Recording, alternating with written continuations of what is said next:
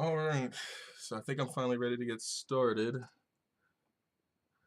With that being, oops. All right. With that being said, welcome back to next live stream of the American Experiment. I just want to, forgive me for the kind of the late start. I'm having some network and power problems on my end. Power problems because I keep kicking the surge protector that's down here in front of me, that's down here next to me, trying to make sure I'm not kicking it by accident. It has everything plugged in, so every time I kick something out, I always have to plug it back in. And network issues because of one of our computers isn't connecting right, so I have to take a look at that later. But um, enough with that being said, I'm gonna go ahead and get started with the first topic for tonight, which I wanted to talk about this because I think it's important, and I'm gonna switch over here. Hold on a second. What the heck is this? Oh, there we go.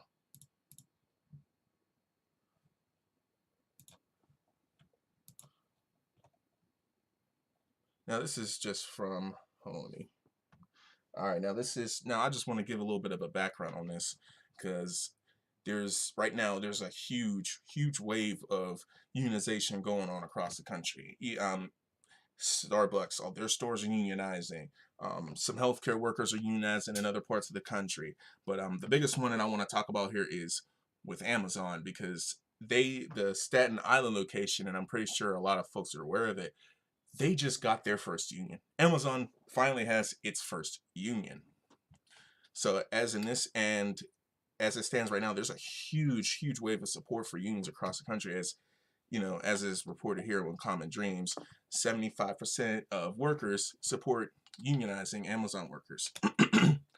And this is a poll that came out after they had unionized. So yeah, this is a pretty big one right here. This is huge right here.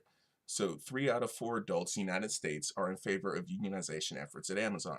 That's according to a new poll released Monday, 2.5 weeks after the Amazon labor union's historic election victory at the JFK 8 warehouse in New York City, and ahead of next week's vote on whether to unionize a smaller Staten Island facility. So I want to also give some more background as to why these companies are choosing to unionize.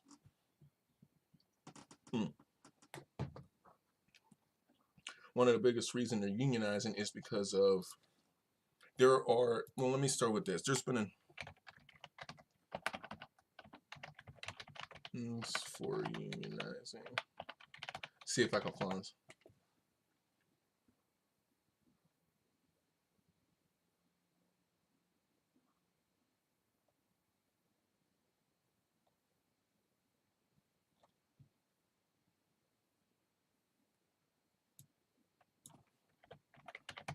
No, let me try that again. That wasn't a good search. So this is something,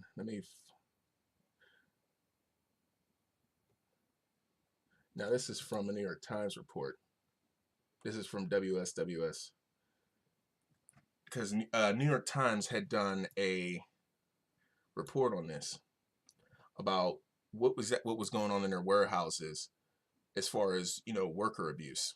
I think this one here is kind of important because there were a number of reports that came out that Amazon workers were not allowed to go to the bathroom. They had to, weren't allowed to, either they weren't allowed to go to the bathroom, or they had a very small window of time where they were able to leave their station and go to the bathroom, which honestly is ridiculous. If you need to go to the bathroom, you should be allowed to go to the bathroom. Like no amount of job should ever stop you doing that. And if any boss does that, frankly, they need to be reported for it, because there's absolutely no excuse for not letting your own damn employees go to the bathroom to relieve themselves when they need to be relieved.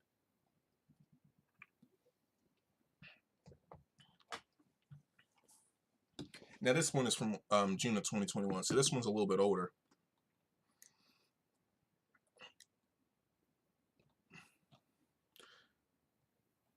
And I'll post a link for this in the bottom as well. But basically, but in kind of the in the summarize of all of it, like I said, there were reports of Amazon workers not being allowed to go to, not being allowed to go to the bathroom. There was even one case of where where the workers had to ignore somebody who had died on the job, and the workers basically had to ignore like it didn't even happen, had to leave them there just so they could keep working. I think there was a video on that. I'm gonna look for that real quick and I'm gonna pull it up here.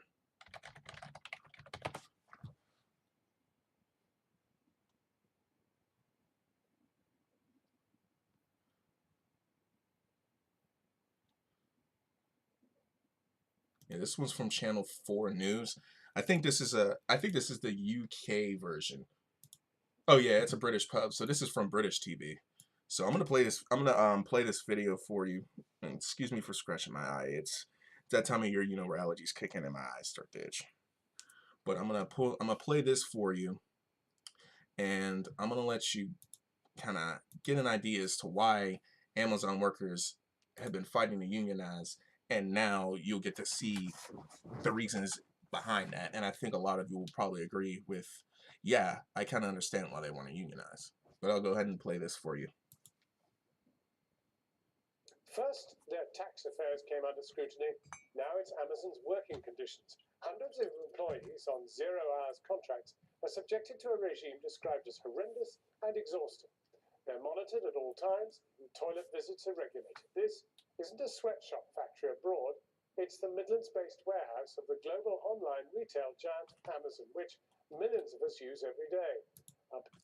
Also, keeping in mind that if you're if you're running a business and you're being and one of the lines in that is it's not a sweatshop, your business is about to come under some serious scrutiny, as it should, and you're going to get called out for it, as you should. Business correspondent Siobhan Kennedy has this exclusive report.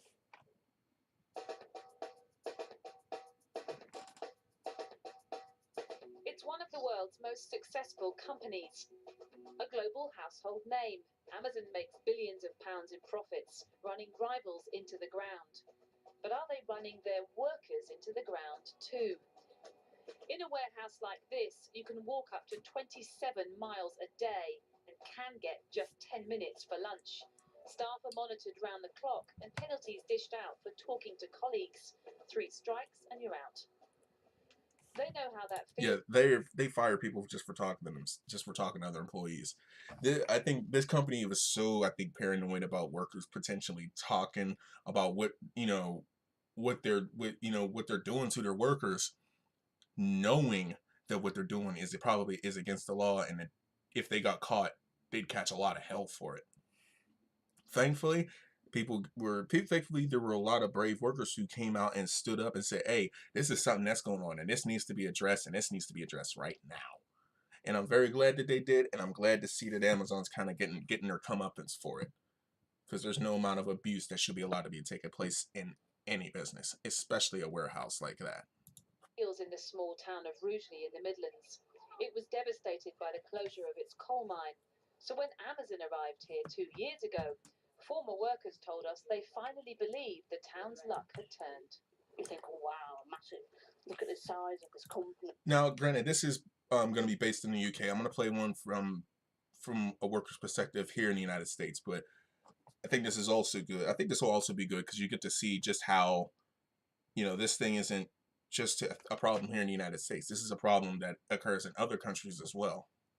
Look at this, everything that they've got. Look at that they're American based. We must be secure here. There must be work for us here.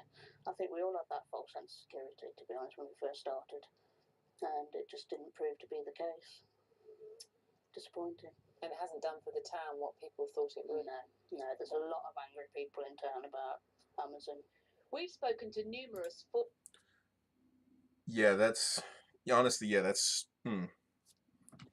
dream. You sell people a dream, and then that dream turns out not to be exactly what you said that incoming business said it was going to be.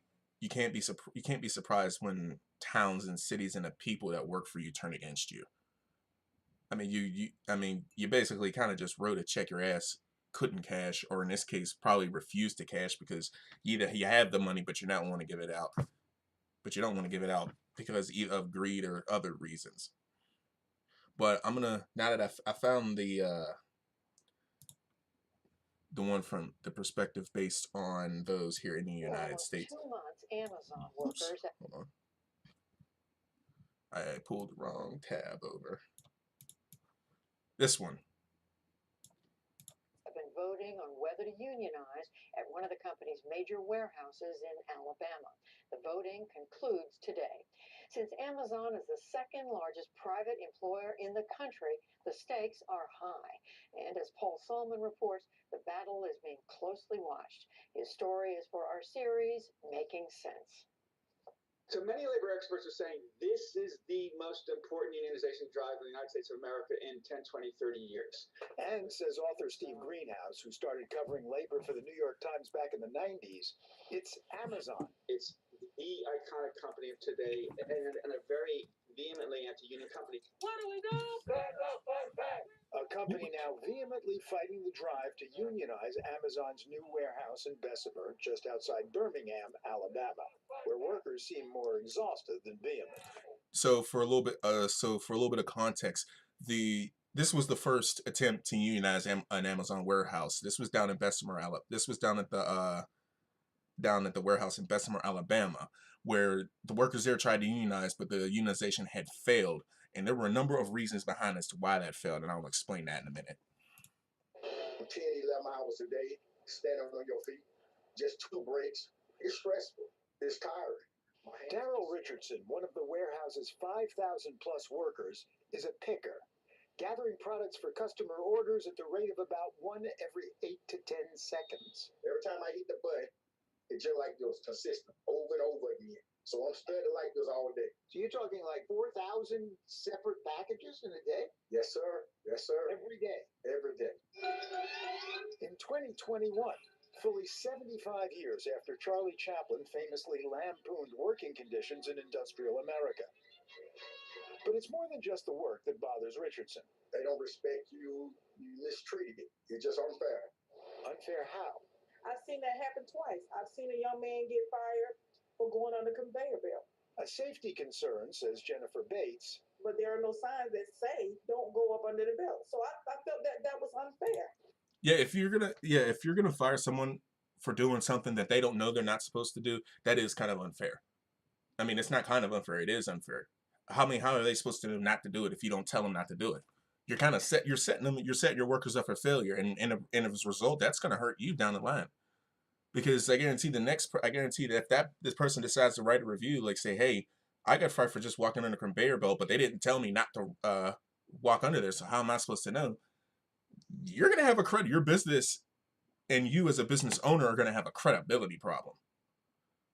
And people aren't gonna want to work for you if you're gonna fire somebody over something as trivial as that. Now, if it's genuinely a safety issue, then Amazon should have put a sign there that says, hey, please don't walk under such and such object or whatnot for your own safety. But they don't. But if they're not doing that, they don't know. Then the workers don't know. That's on them. A sign should have been put there. You didn't put it there. And when Bates was subjected to a random security check one day, You have to empty your pockets, take off your shoes, shake your shoes, and be scanned and all that stuff. So as I'm putting my shoes on and putting my vest and stuff back on, so I asked her, do I get this time back for my break? She said no. Bates and Richardson recounting one. If I'm walking into a warehouse to work, I shouldn't feel like I'm going through the security checkpoint at an airport. Honestly, it's a goddamn warehouse. It's not an airport. What are you so afraid of? What is Amazon so afraid of that they feel the need they have to go out of their way to search their people like it's a TSA agent searching everybody, a passenger's stuff before they get on the plane? Like, if you're going through that, you might be doing something that you probably shouldn't be doing, and you're kind of hoping you don't get called out for it. Well, again, in Amazon's case, didn't pan out too well. One mistreatment after another are pro-union. Amazon never granted our request for an interview, but in written statements elsewhere have said that workers like these are in the minority. Quote, our employees choose to work at Amazon because we offer some of the best jobs available everywhere we hire. I think if you talk to some of the former employees of Amazon, based on, the treatment, the amount of hours they've had to work and what they've had to do, I think that would be debatable. I mean, extremely debatable. I would probably even wager that some of those workers would probably call bullshit. For me, William and Lavinette Stokes, who also work at the warehouse, take the company's side. Hey, starting pay is $15.30 an hour, they say. Plus, benefit package is one of the best you can have. I mean, Amazon pays 95% of your college tuition if you choose to go to school. We have great insurance. Also, a lot of the times with those tuition packages, some companies, they put in requirements of how you have to work there a certain amount of time. Usually, sometimes it's a year. Some companies may do like 90 days or 60 days because, probation periods, hiring probation periods that some companies have. I think that's a good thing. I mean, if a company's going to cover someone to go to school and further their education, I think that's a great thing. I'd encourage more companies to do it. And that's honestly great. And if they can, if the assurance is good, honestly, I think in terms of insurance, I think we should have universal health care. I think, and, I don't think it should stop healthcare. Actually, I think it should also cover dental, vision, maybe even the cases, maybe even child care and elder care, And maybe we could throw death care in there too, because as far as the funeral industry, the funeral industry is concerned, it's more expensive than what it needs to be. I mean, you're laying your loved one down to rest. I mean, I'm pretty sure exorbitant costs is the last thing you're really worried about. But that's a topic for another time. We have a great working environment. We started out going in knowing that we would have long hours of standing.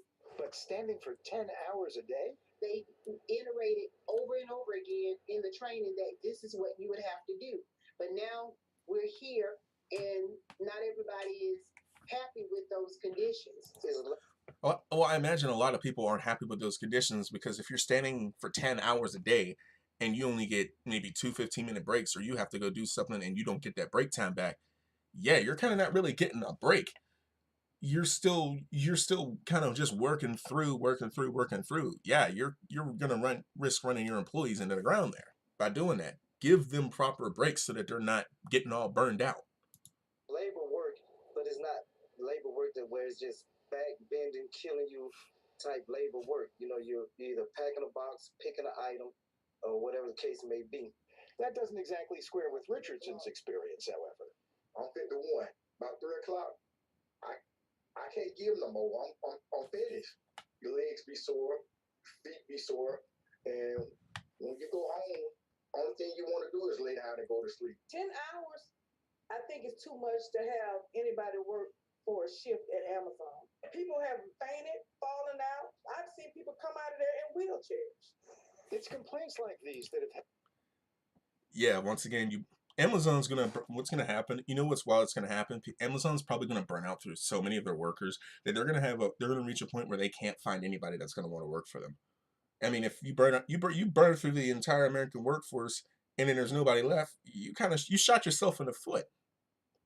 And robots can only do but so much. So Amazon's setting themselves up for failure. And I mean, if they really continue going down this road, they may not be around for too much longer. Do they really think they're gonna find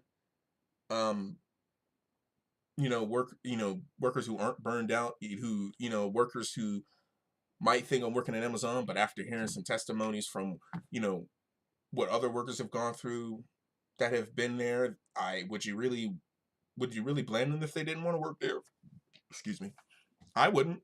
I certainly wouldn't want to work there if I knew if I was going to get burnt out physically and mentally, every week or every day. I'm not going to want to work somewhere like that. And I wouldn't force anybody to. Then again, slavery is still technically legal if you're a felon, and they could probably just use cheap labor for that. But that's a conversation for another day. Helped turn the union drive, which began in February, into a national event. The choice to join a union is up to the workers, full stop. Even the president weighed in on Twitter. Today and up. The president can weigh in on Twitter as much as he wants, but if he's not explicitly supporting the workers, it doesn't mean a whole lot. Over the next few days and weeks, workers in Alabama and all across America are voting on whether to organize a union in their workplace. This is vitally important, and there should be no intimidation, no coercion, no threats, no anti-union propaganda. Yeah, there shouldn't be any of those things, but you know what would be even better than that? Legislation prohibiting them from doing so. Those ballots in right now. And on Friday, despite the Alabama tornadoes, Bernie Sanders showed up to rally the troops, taking special aim at Amazon's $180 billion man, founder and CEO Jeff Bezos. What I say to Mr.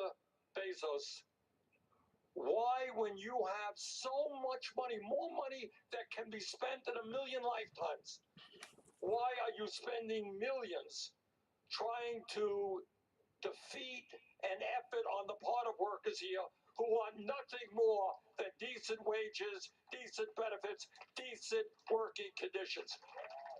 And so the struggle, like so many these days, has become partisan. And that's what really bothers the Stokeses, whose counter-protest at a union rally was captured by a local news channel. This whole union push is more politically motivated than anything. You know, everybody wants to be the one to so-called slay the giant, you know, to be the first one to get in and everything. The Retail Warehouse and Department Store Workers Union begs to differ. This is a classic labor struggle, says organizer Josh Brewer.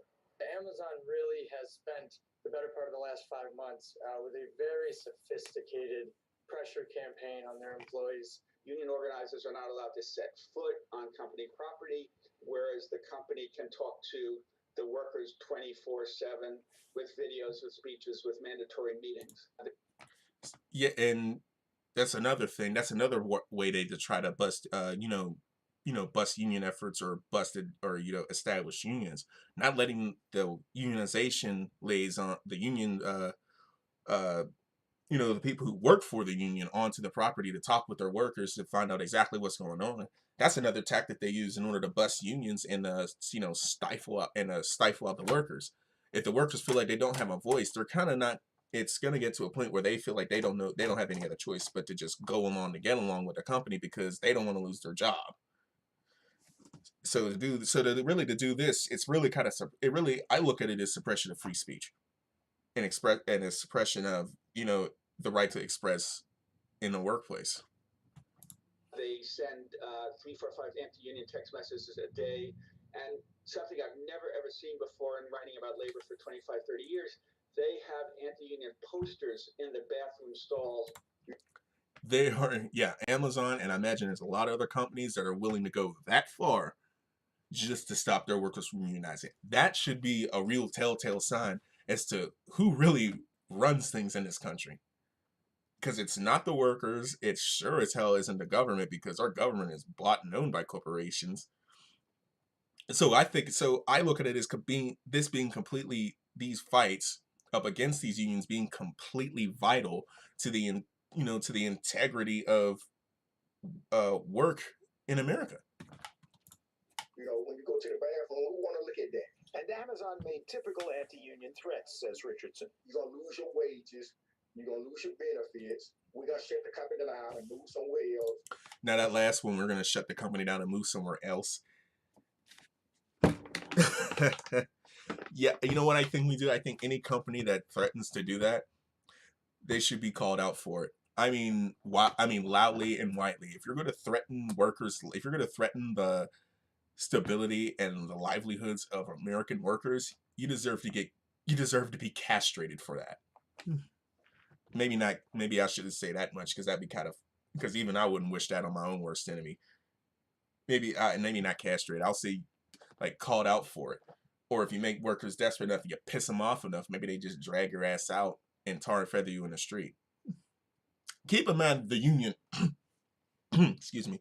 Keep in mind the unionization of workers is kind of the alternative to that.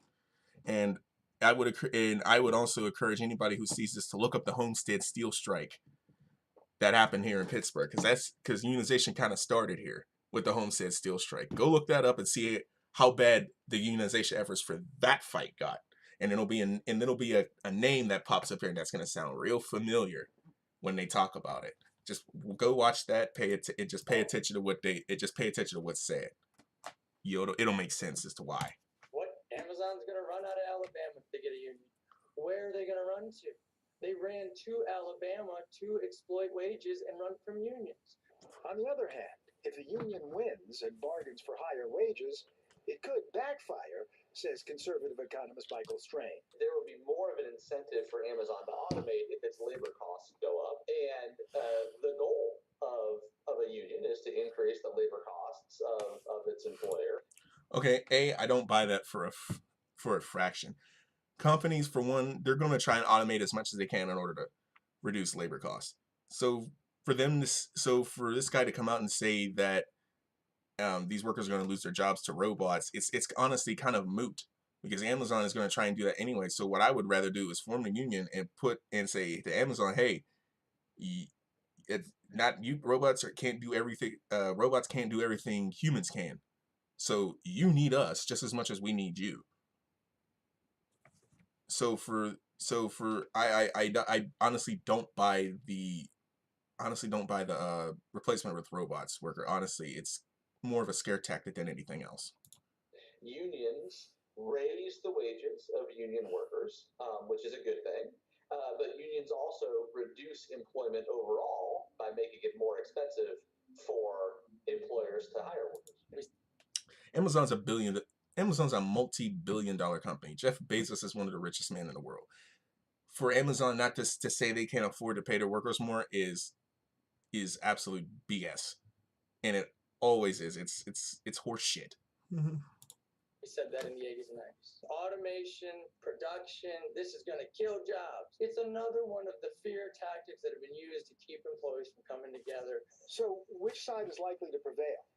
On the one hand, says Steve Greenhouse, it's not easy to win a unionization battle in the South. But on the other, the Bessemer, Birmingham area is an old industrial area. It had steel mills and coal mines and a Pullman railroad plant, and it was heavily unionized, so it really could go either way. What, if any, would be the significance of a union victory in Bessemer, Alabama against Amazon? It'll be a boon, a huge victory for labor. It will encourage workers at other Amazon fulfillment centers to try to unionize. It will encourage other workers in the South to try to unionize. And if the union loses? It's certainly a blow to the union, but the union will probably say, we'll be back to try to win again. For the PBS NewsHour, this is Paul Salman. Yeah, and absolutely. And unfortunately, those workers in Bessemer didn't win their union campaign. But I think, from my understanding, there was... Hold on.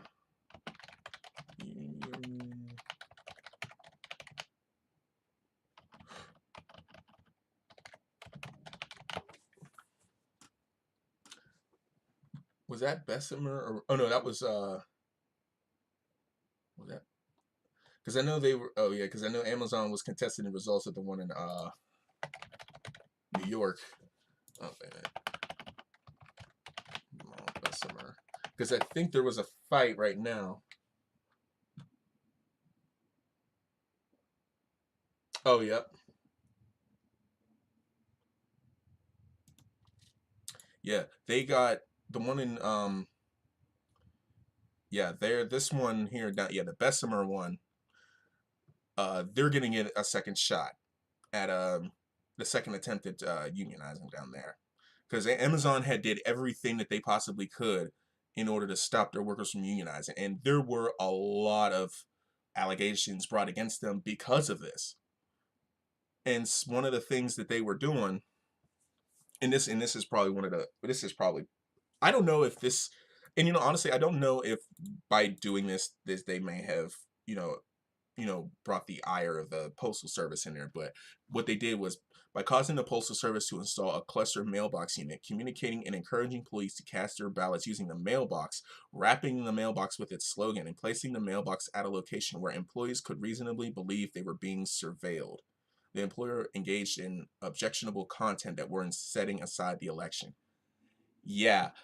That's extremely deceptive to get a mailbox put in and then wrap it and make it seem like it's an appropriate, a place where people could drop their ballots and whether or not they vote to vote for or against the new union. And I wonder if that, I wonder if is wrapping a mail. I wonder if wrapping a mailbox is.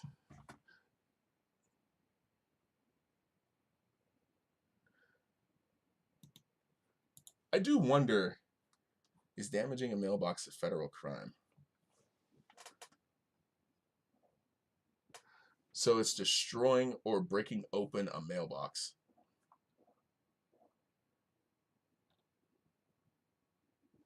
See, I mean, I've heard of that, but, well, yeah, because they're federal property. What I want to know is, like, probably, I'm pretty sure vandalizing a mailbox is like mailbox vandalism logs. I genuinely want to find. Okay, so acts that constitute mailbox vandalism. Anything that damages, harms, or defaces a mailbox or its contents could potentially be considered mailbox vandalism. Examples of graffiti. I wonder, someone should bring this up. I think someone should bring this up with a potential lawyer as far as what they did with what Amazon did with that mailbox down there during when the workers there originally voted to unionize.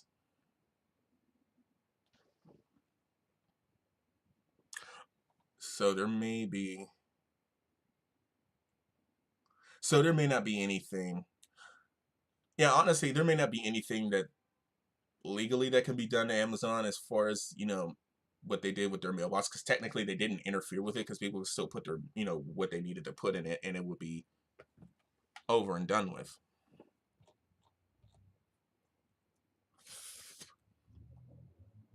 So I think that one's definitely worth looking into a little bit later. But yeah, but what they did has been, they used the mailbox. They had signs in their bathrooms, text messages. They did everything in their possible power to try to stop that union. And despite all that, they still freaking failed at it, which is just incredible, honestly. It doesn't, like, you're not going to win that. Amazon's not going to win this battle.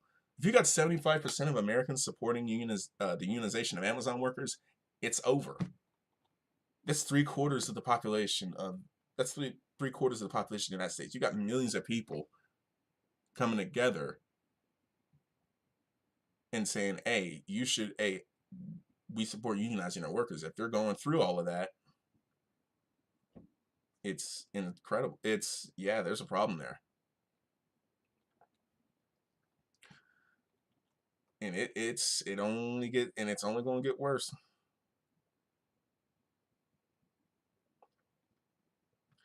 And this is just pretty gross right here. Amazon workers were greeted with this message on Easter. Like, this is just an insult. This is just a slap in the face. Honestly, how are you gonna make your workers work 10 to 12 hours a day and then give them a chance to win a little snack pack? Really? Really? Not a gift, not even a gift card to go get some gas or something? Not even that. Or hell, just raise their goddamn wages. It's not this difficult. Bezos can still eat. He ain't dying anytime soon. I don't have a problem with, anybody who wants to make that much money. What I do have a problem with is if you're making that much money and you can afford to pay your workers a decent standard of living and you won't do it. That's why they call you out, and justifiably so. It's not fair to the workers. It's not, and it's certainly gonna hurt your business, because if the workers, aren't making enough, they're not gonna put in their best foot forward. They're not gonna feel like where they're working is honestly worth it, because it's not paying them enough to live on. So Amazon really has to really think about this, in its own way, and any other corporation for that matter. The question that need to be asked is, do we really want to continue down this path? Because if we don't give them something, they will come and take everything. And I honestly believe that. And I think and I honestly do believe it's going to get to that point where people are going to become so desperate that they have nothing to lose. And there ain't no more dangerous than somebody with nothing to lose, because you can't really stop them. Like, why are they going to give a shit? They're not. And justifiably so, because they don't have anything worth fighting for that they can work towards. So honestly, I really do think I'm glad this is happening. I'm glad there's such a unionization drive all over the country, because it's long overdue. So many workers have been burned out, and the cost of living has skyrocketed, since the pandemic. So, and honestly, we're gonna have to do something. Something's gonna be done, and I think right now is a start of something. The start of turning the tide and putting power back into the hands of the workers. I think it's great. Okay, I'm gonna pause it here. Take a 15-minute break. We'll be back at 7 o'clock. The next topic I'm gonna be talking about is, um, is the situation with our hospital workers, because it's not looking good.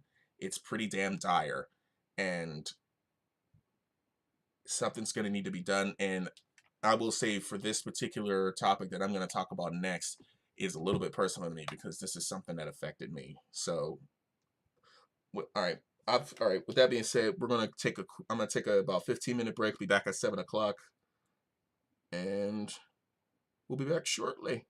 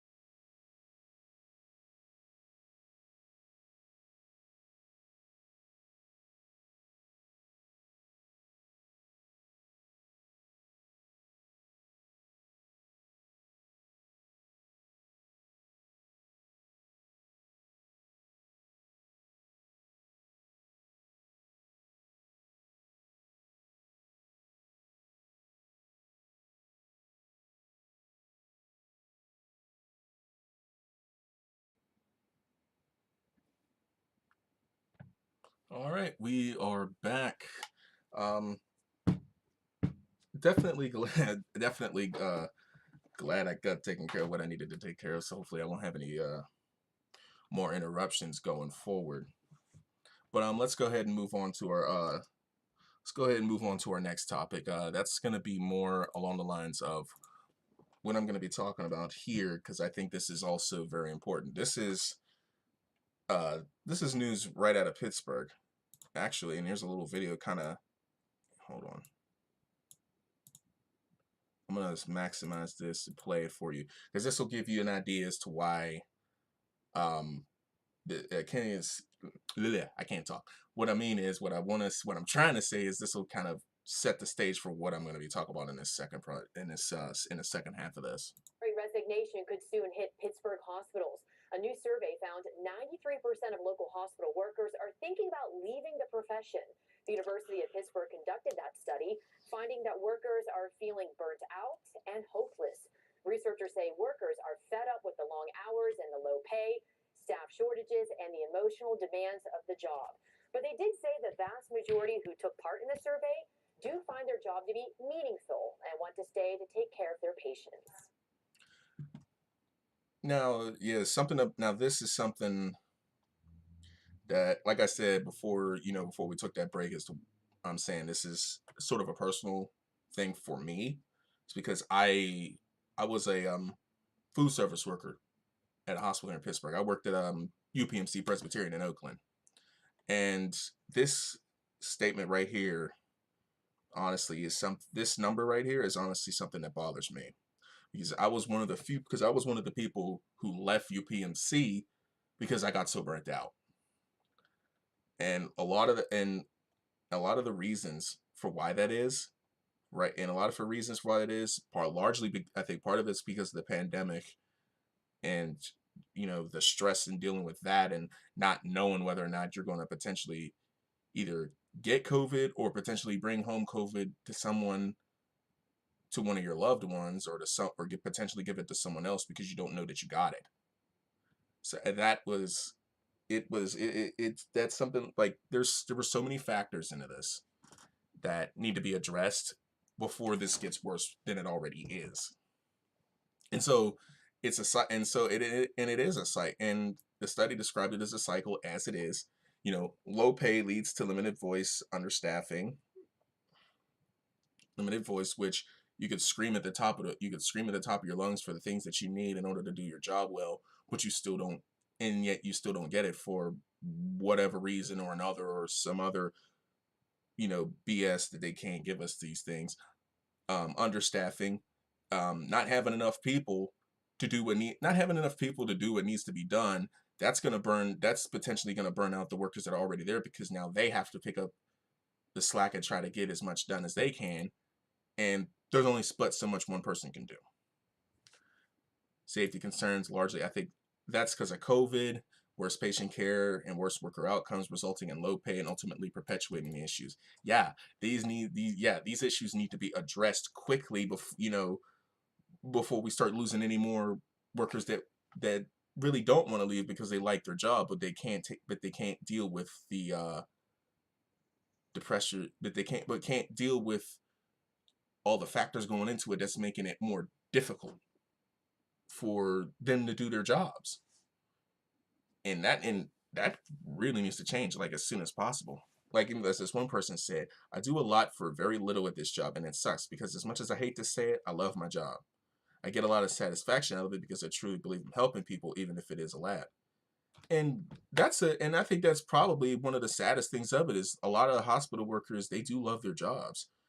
Some of them, they love helping people. They love making sure their patients are taken care of.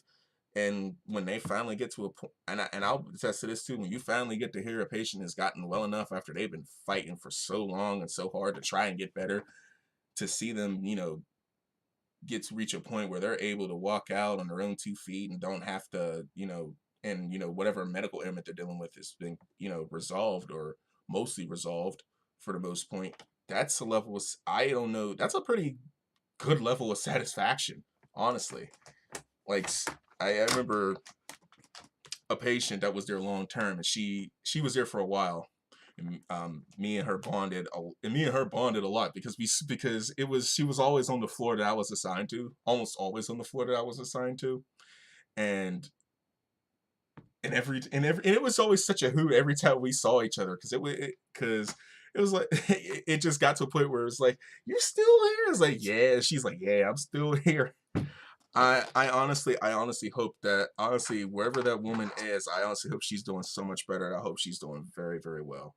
And because I enjoyed the time, that I had, I enjoyed the time, going to see her, even though I was just, delivering her meal trays and asking her what she wanted for lunch, because that's what I do.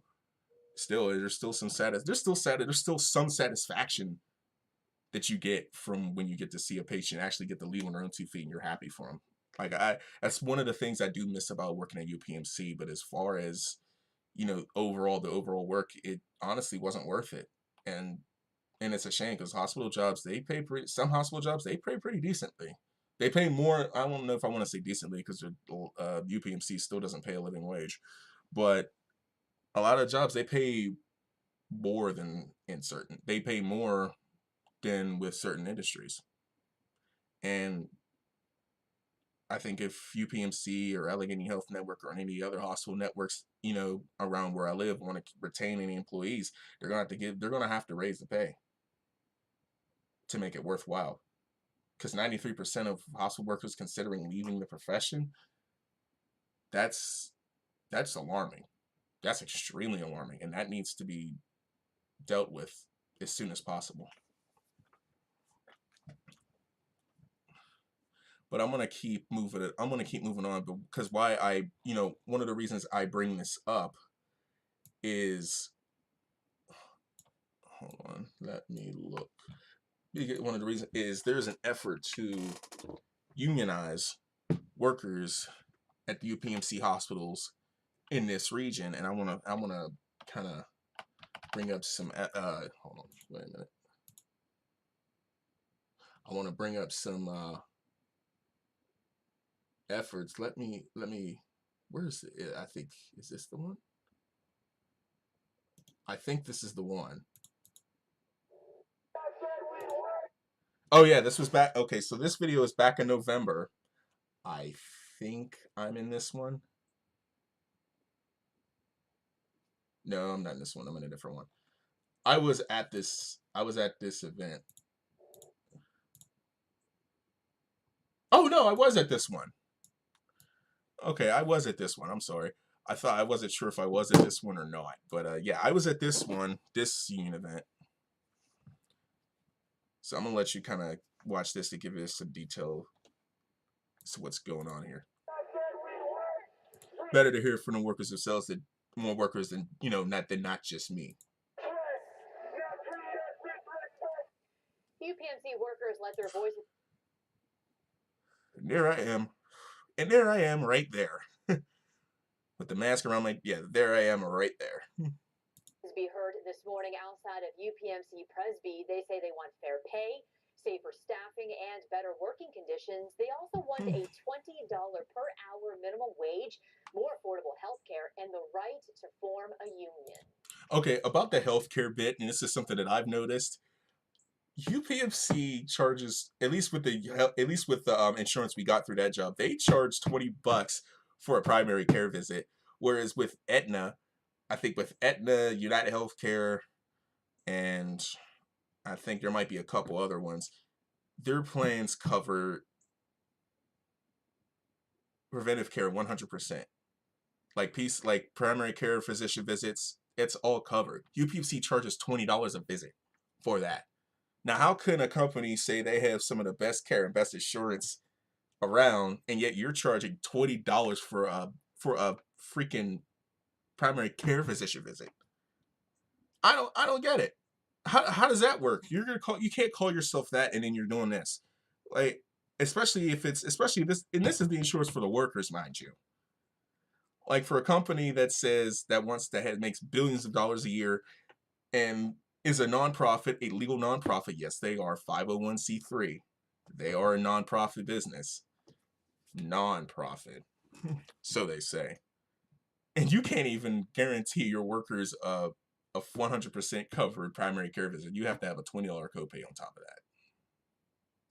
That's disgusting. How you can't even take care of your employees, and yet you want to tout yourself as world-class care. Come on. Give me a break. Yeah, so UPMC has always deflated the wages of medical workers and hospital workers in Pittsburgh. When they raised their wage to $15 an hour, it was due to a similar action from workers uniting and workers organizing. UPMC has the availability and the resources to pay us better and chooses not to pay their CEOs. So we're planning to demonstrate again this afternoon outside of the Steel Tower at 3 o'clock. Now, we reached out to UPMC when the workers first announced today's plans for a demonstration, and they declined to comment. All right, so I'm trying to find that video. I'm trying to find that one video.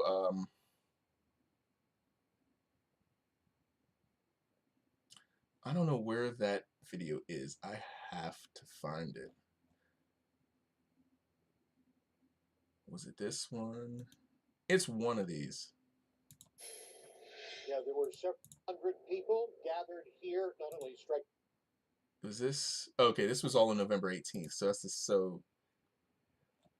I should find. You know what? I'm gonna find the Twitter page for the SEIU. Hold on.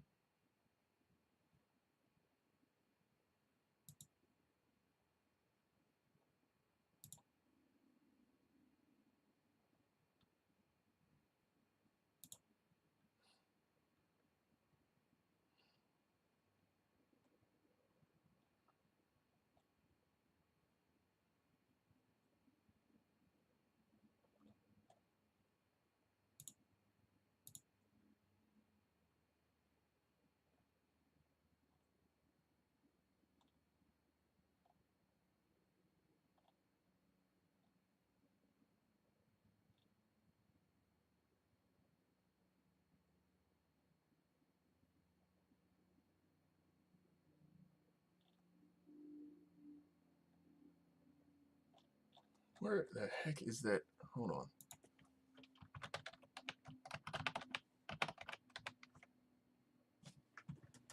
I have to find that. There was an entire.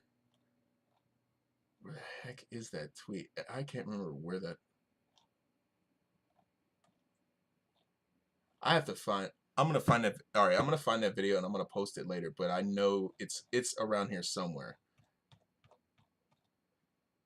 But yeah, this is the people. I don't know if people know who the SEIU is. They're I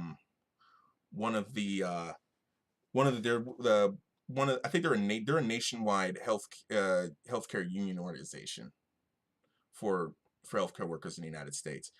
I have to, I gotta find. I have to find that video because I know it was live streamed. I know it's saved somewhere. I really gotta look for it. I know it's around here somewhere. Yeah, but like I said, I'm gonna look for it. I'm gonna look for it later, and then I'll post a link to it as well. But but just like with Amazon, the union busting doesn't stop there. UPMC has also been doing the same thing. This was out of the Pittsburgh city paper about how UPMC was driving one of the largest anti-union campaigns here in Pittsburgh. They're doing everything that just like Amazon and just like any other corporation, they are doing everything they possibly can in order to stop workers from unionization. And I'll post a link for this as well. But kind of summarized up right here, it's all right here. UPMC is the target of two massive complaints brought by the local region of the National Labor Relations Board alleging scores of violations of workers' rights. The Labor Board has found evidence that UPMC systematically harassed, intimidated, subjected to surveillance, discriminated, and retaliated against and fired workers who support forming a union to make improvements for themselves and their communities. UPMC has been supported in those efforts by the National Right to Work Foundation, whose publications the hospital has circulated in its facilities. I haven't seen, at least during the time that I had worked there, I hadn't seen anything necessarily posted about anything that's anti-union or if I have, I just haven't looked. I imagine other workers have probably seen way more than I have. But I know, but this is something I'm gonna bring up too. And actually, I'm probably gonna bring this up in a future video, which is something else I wanted to mention because I'm trying a few different formats with my videos. So if you see my videos kind of looking different over the next couple months, it's really me trying to figure out exactly what format works, how this, you know, because I don't want my videos or my live streams to be too long.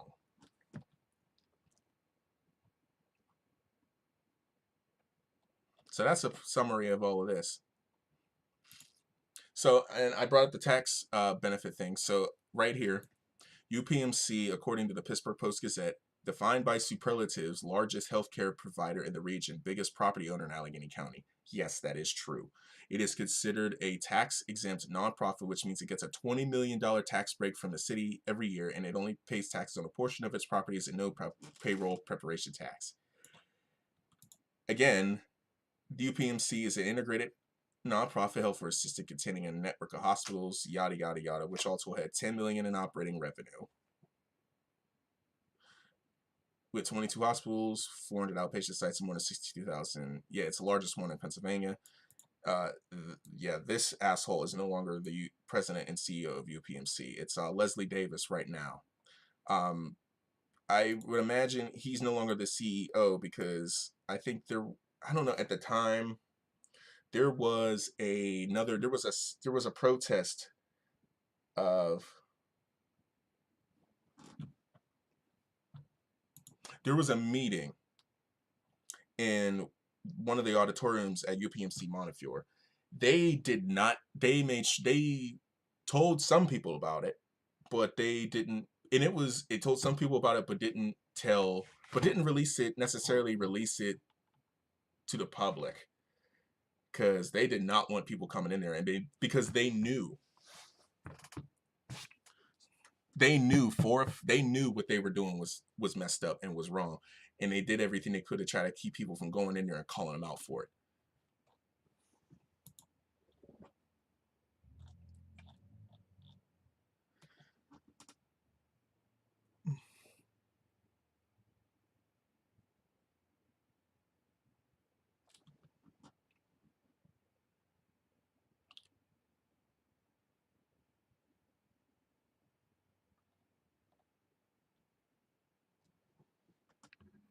Yeah, definitely. There's a lot here I think is worth reading too. So I will post a link. I'll post a link to this because I think this is also important.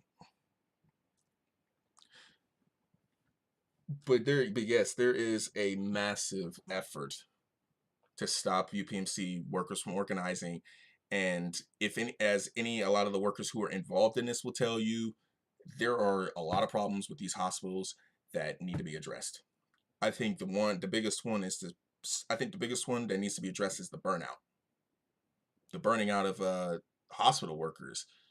You know, for me, you know, I got to a point where I actually left in the middle of a shift to go talk to a mental health professional at Resolve. You know, Resolve is they're a mental health crisis center, which is ironically owned by UPMC.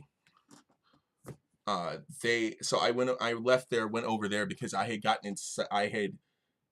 had such a really bad stress response, and I know for a fact that it was anxiety. Like, I had to leave and get out of there and talk to somebody, because I honestly felt that if I had stayed there, I probably would have gotten a lot worse. And honestly, I don't think I would be sitting here right now. I really don't. And I honestly kind of credit myself from doing what I felt that I needed to do was best, because for me, I view mental health as absolutely one of those things that absolutely should be taken way more seriously in this country, and it's a shame that it isn't. Because what happened to me is, I don't want anything like that happening to anybody else. No job is worth sacrificing your health over, no matter no matter how dire the situation may be, no matter how tight things may be, no job is worth your health. Because if you don't have your health, how can you expect to work? And since I left, it's been a struggle. It's honestly been a struggle trying to hold it together. It's been a struggle trying to, do these videos and, try to, start something on my own so that I'm not, so that I don't have to worry. For one, I want to, be my own man and be my own person, be independent, and, dealing with those mental health issues. It's been hard. It's really been hard. Like right now, I started a new job. I'm going back to where I used to work. After I left UPMC on Monday, and I think, and also I want to say with that, I'm not entirely sure how often I'm going to do these live streams, because originally I was going to try to do these once a week, but with me finally going back to work, I'm not sure how that's going to look. But like I said, I'm trying a couple different formats. I'm trying a couple different methods to see how exactly I can, get this all figured out and worked out. But that is ultimately a goal. That is kind of the ultimate goal for me right now, is to, be independent and do this, because I honestly work as it stands here in the United States. It doesn't feel like, unless you're getting paid like us, like unless you're getting paid enough to live on, you can have one single income. It doesn't feel as worth it, which is kind of it doesn't feel as work doesn't feel the same. It doesn't feel almost worth it, because you're working, but if you're not making enough to make ends meet, it kind of defeats the purpose. It almost defeats the purpose. And I don't want to get into that mindset. Like, I want to be able to find something that actually works. I want to help workers at UPMC so they don't go through what I went through. I'll do everything until, I'll do everything I can until I can't no more. I will do everything in my power to help UPMC workers unionize as much as possible, because I honestly, I think I view it as a matter of life and death at this point. We need to do more to protect our workers. We need to do more especially hospital workers. We need to do more to protect them. We need to do more to protect our workers. We need to do more to stop the business from exploiting us for however they see fit. And unions are one of the ways to do that. And I really do hope that with Amazon, with UPMC, with any corporation, the workers are able to unionize and get exactly what they deserve. There is, and I just want to say this, because there is going to come a point where workers are going to feel like they have nothing left to lose. And that's a point I kind of fear of getting to, because that's how violent revolutions start. The way I look at it, the Great Resignation, the low-key general strike that's sort of happening now, that is the alternative. And I would just like to say to every corporation or any business who still likes to engage in union busting, you're digging your own grave. You're digging your own grave. You know it, and it's just not. So the way I see is the way I look at it is you either give something up now, or when shit really hits the fan and the workers come after you and they start taking everything. Just saying, I don't blame them, and you had a chance to fix this shit, but you chose not to, because you simply wanted to squeeze as much out of people as possible. Needless to say, your funeral. It's up to you what you want to do. All right, I think I know I said I listed it was going to 8, but I try not to go over an hour and a half, so I think I'm going to end it here. If you liked what I'm doing here, be sure to like, share, subscribe. These live streams, I'm working on figuring out how to cross cross stream to different platforms. I'm doing it right now, actually. I'm cross streaming to both Facebook, YouTube, and Twitch right now. Thank you, Streamlabs. So be sure to like, share, subscribe across all three. I'm also on Twitter at Khalil Brown Pitt. That's all. All the links are in the description. If you, like I said, you like, I cannot talk worth a damn. I'm gonna get better at these live streams. I promise. It's been a while since I've done them. So with that being said, I'm gonna end this here. Everything is in the description below. Like I said, I'm gonna post links to some of the articles that I linked to, the videos that I talked about as well. With that being said, I'll see you guys next time. I'm not entirely sure when the next live stream is. I'll make a post about it. Like I said, I'm going back to work on Monday, so I really don't know I honestly don't know what to expect. So yeah, I'll see you. All right, I'll see you next time.